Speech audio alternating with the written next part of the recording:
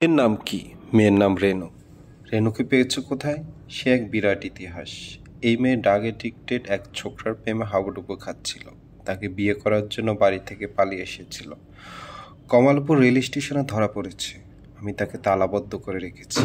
এখন সে মেয়ে দরজায় মাথা ঠুকছে। শব্দ শুনতে পাচ্ছিস না? কাঠঠোকরা পাখি গাছে ঠোকর দিলে যেমন শব্দ হয়, সেরকম শব্দ হচ্ছে।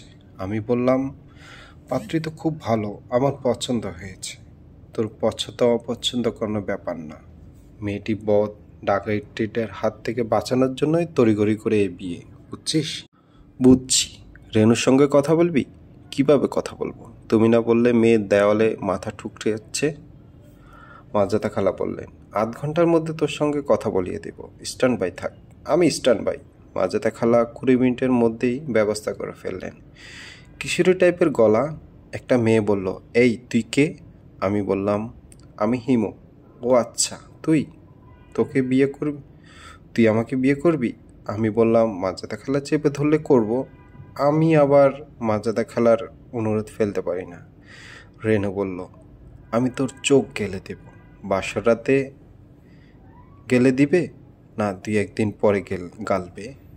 আমি ফাজলামির সঙ্গে বললাম, শালা। মেয়েদের মুখে শালা সচরাচর শোনা যায় না। আমি মোহিত হয়ে গেলাম। কিছুক্ষণের মধ্যেই চুপ হয়ে গেলাম। রেনু বলল, এই শালা, কথা বলছিস না কেন?